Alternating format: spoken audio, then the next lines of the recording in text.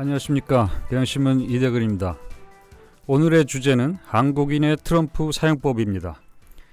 지금 박근혜 대통령과 박근혜 대통령 반대쪽에 있는 두 그룹이 트럼프 사용하는 방법이 엇갈리고 있습니다. 먼저 박 대통령이 트럼프 사용법을 보겠습니다. 도널드 트럼프가 미국 대통령 선거에서 당선되자 청와대는 9일 오후 국가안전보장위원회 상임위원회를 열었습니다. 미국 대선 결과가 한국에 미치는 영향을 평가하고 향후 방안을 논의했다. 이렇게 청와대가 밝혔습니다. 다음 날에는 바로 박 대통령이 트럼프와 전화통화를 하고 트럼프 방안을 요청했습니다. 이정현 새누리당 대표는 트럼프 비상체제를 가동한다고 했습니다.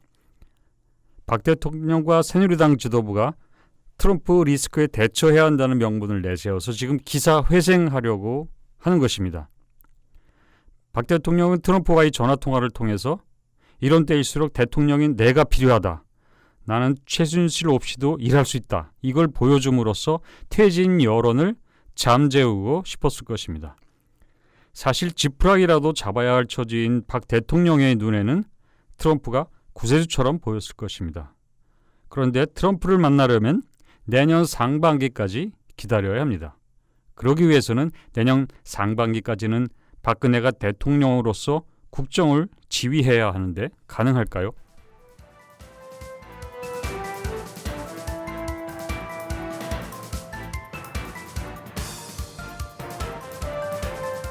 자, 박근혜 반대파의 트럼프 사용법은 어떨까요? 김무성 등 새누리당의 비박근혜계 그리고 야당은 그 반대로 리더십과 통치의 정당성을 상실한 박 대통령이 외교안보와 같은 중요한 사안에 직접 나서면 더욱 심각한 위기를 초래할 수 있다고 강조합니다. 안보 불안이 광범위하게 확산된 상황에서 국정 장악력을 잃은 대통령이 나서면 더 위험해지기 때문에 하루빨리 물러나고 거국적 중립 내각이 책임있게 이끌어가야 한다는 것입니다.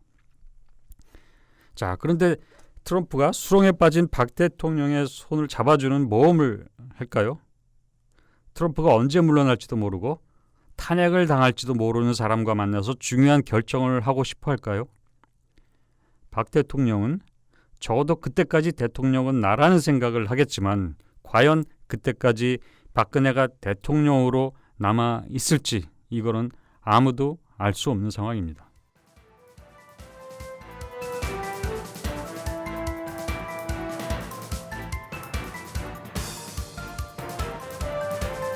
한국 대선 주자들이 트럼프 사용법 6가지를 제가 정리해 드리도록 하겠습니다.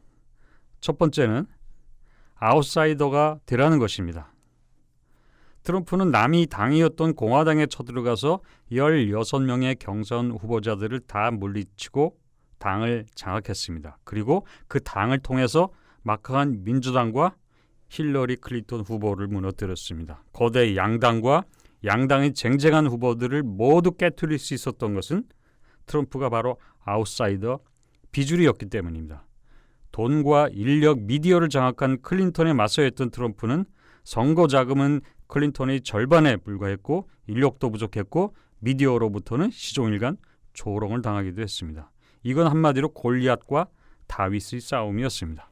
그런데도 트럼프가 승리할 수 있었던 것은 철저히 다윗으로 행동했기 때문입니다.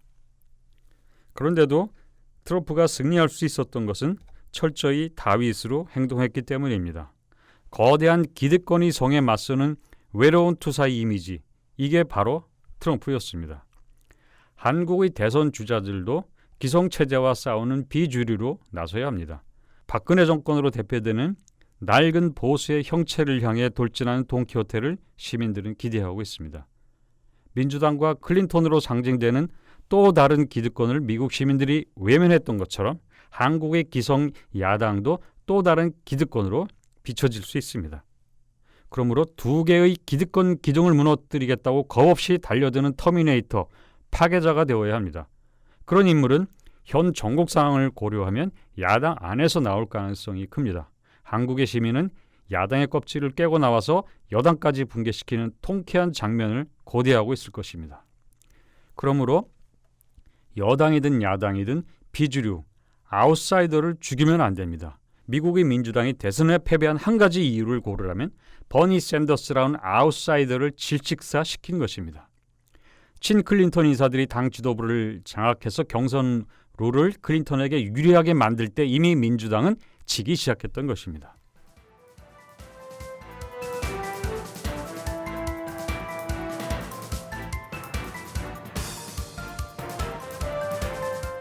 두 번째, 한국 대선 주자들의 트럼프 사용법, 일관성을 유지하라는 것입니다.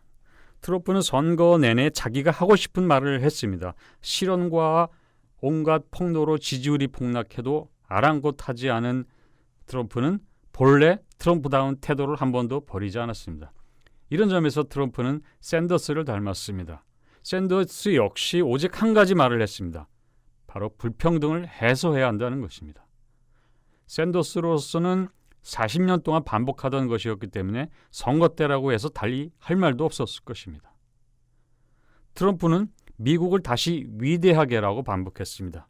미국 시민은 그 말을 듣고 싶어 했고 트럼프는 오직 그 말만 했습니다. 그걸 어떻게 할지는 말하지 않았습니다.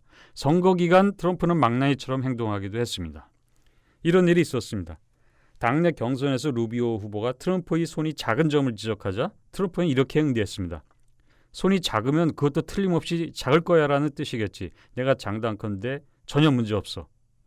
트럼프는 넘지 말아야 할 선을 넘나들었지만 대통령에 당선이 됐습니다. 한국 대선 주자의 트럼프 사용법 세 번째, 자신의 장점, 이점에 집중하라는 것입니다. 트럼프는 인종차별, 여성 혐오, 소수자 무시의 악덕을 다 드러내면서도 승리했습니다. 그런데 미국 시민은 오직 미국의 재건이라는 구호 하나에 집중을 했습니다. 트럼프의 악덕은 오히려 미국을 다시 위대하게라는 구호 하나밖에 없는 트럼프의 단순함을 부각시키는 장식 같은 기능을 했습니다. 사람들은 하나의 장점, 이점이 뚜렷하면 나머지 허물은 눈 감아줍니다. 이명박 후보는 결점이 많은 사람이었습니다. BBK 등 수많은 의혹에도 불구하고 시민은 그에게서 경제 살리기 하나만 보고 선택을 했습니다. 박근혜 후보 역시 자질 부족이라는 지적이 많았지만 품위 있는 보수란 이미지 하나로 승부했습니다. 이런 실험이 있습니다. 흰 옷 입은 팀과 검은 옷 입은 두 팀이 농구를 하도록 합니다. 그리고 실험 대상자에게 흰 옷 입은 팀이 몇 번의 패스를 하는지 세어서 맞춰보라고 주문을 합니다. 자, 그런데 경기하는 한 가운데에 곰의 복장을 한 사람이 춤을 추면서 누비고 다닙니다. 실험 대상자는 흰 옷 입은 팀의 패스의 숫자를 정확히 맞췄습니다. 그러나 곰이 등장했다는 사실은 전혀 알지 못했습니다. 아니, 그런 사실이 있다고 말해줘도 믿지를 않았습니다. 결국 녹화를 보여주자 실험 대상자는 곰을 보고 깜짝 놀랐습니다. 자신의 약점을 감추는 방법은 자신의 강점, 매력을 부각시키는 것입니다. 만일 지금 대선 주자 가운데 약점만 보이고 강점이 보이지 않는다면 그들의 문제는 약점에 있는 것이 아니라 내세울 강점, 매력이 없다는 사실에 있는 것입니다.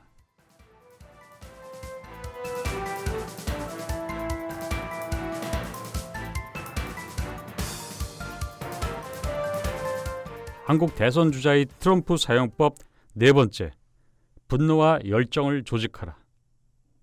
트럼프는 미국인의 분노를 대변했고 분노한 이들이 열정에 불을 당겼습니다. 미국 시민은 샌더스와 트럼프에게 열광했지만 클린턴에게는 열광하지 않았습니다.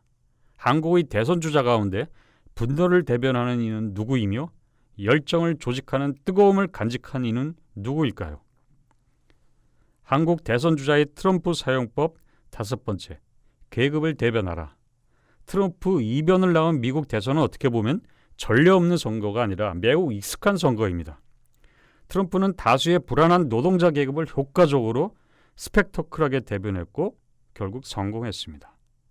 어떤 측면에서는 미국 이번에 45대 대선은 계급 선거의 부활입니다. 한국 대선에서는 계급이 금교처럼 되어 있습니다. 그 점은 사실 미국과 크게 다르지 않습니다. 그러나 미국에서 가능했으면 한국에서 가능하지 않으리라는 법은 없습니다. 미국에 있는 계급이 한국에는 왜 없겠습니까? 이제 한국에서 청년은 하나의 계급일 수도 있습니다. 비정규직, 저소득층도 있습니다. 한국 대선 주자들도 역시 분명한 표적을 갖고 있어야 합니다.